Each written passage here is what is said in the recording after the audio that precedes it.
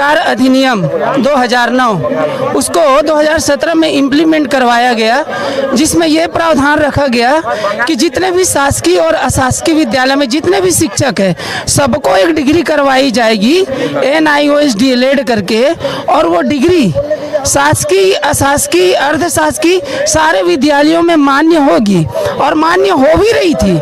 सरकार उसको रिक्रूटमेंट में ले भी रही थी, लेकिन उत्तराखंड की सरकार ने उत्तराखंड के NIOS DLED अभ्यर्थियों को लेने से मना कर दिया।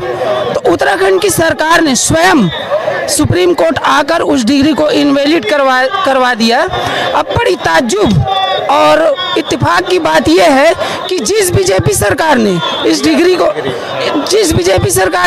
को दिया था, उसी पुष्कर धामी की सरकार जो स्वयं बीजेपी के मुख्यमंत्री है, उसी ने इनवैलिड करवाया।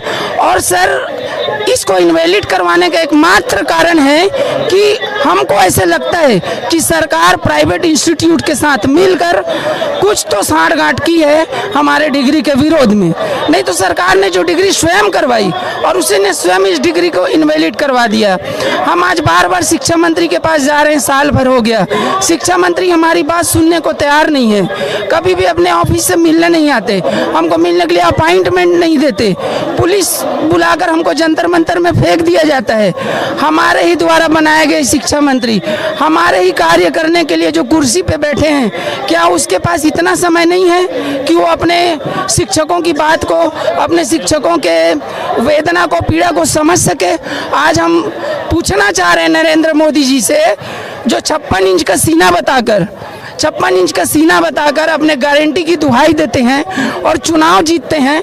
हम आज आपके माध्यम से पूछना चाह रहे हैं कि आपके ये ड्रीम प्रोजेक्ट, आपने जो 12 लाख शिक्षकों को जो ये डिग्री करवाया, क्या हुआ आपके इस प्रोजेक्ट का, इस ड्रीम प्रोजेक्ट का?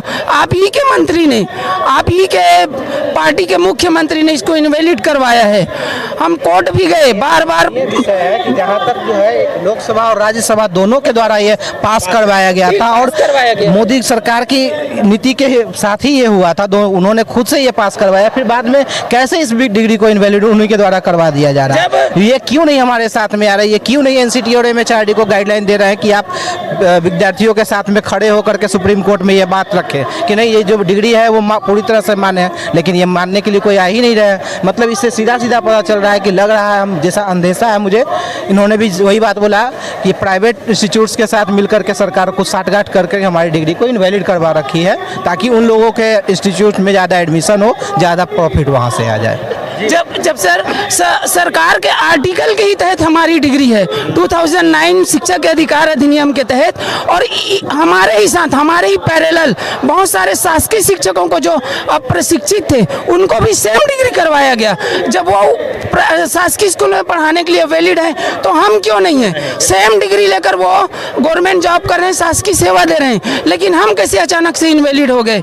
जबकि हमने सरकार के सारे मापदंडों को पूरा करते हुए, NCT के गाइडलाइन को पूरा करते हुए, हमने सारे अपने जितने भी क्लास वर्क थे, जितने भी सारी ट्रेनिंग थी, जो ट्रेनिंग के जितने सारे प्रोफाइल्स थे, सारे कॉलम हमने पूरा किया है। और वही कॉलम एक शासकीय शिक्षक जो NIOS DLED की डिग्री किया वो भी किया है, लेकिन वो शासकीय स्कूलों में पढ़ाने के लिए पात्र है और हम अपात्र हैं। तो इससे सरकार की दोहरी नीति, बल्कि हम स्पष्ट कह लेंगे दोगला नीति सामने आती है, जिससे हम सब प्रताड़ित हैं, मानसिक रूप से, आर्थिक रूप से, शारीरिक रूप से। आज हम अपने छोटी मोटी नौकरी को छोड़कर रोड में आ गए हैं। जैसे कि आप देख पा रहे हैं, जम्मू से लेकर कन्याकुमारी तक और इधर राजस्थान से लेकर गुजरात तक सारे पूरे भारत के शिक्षक यहाँ उपस्थित हैं। हम आपके माध्यम से हाथ जोड़कर विनती करते हैं माननीय शिक्षा मंत्री श्री धर्मेंद्र प्रधान जी से कि वो यहाँ आए, अपने किसी अपने अधिकारी को, ऑथेंटिक अधिकारियों के भेजे और हमारी क्या पीड़ा, हमारी क्या वेदना है उसको सुने और इस पर संज्ञान लें। धन्यवाद। तो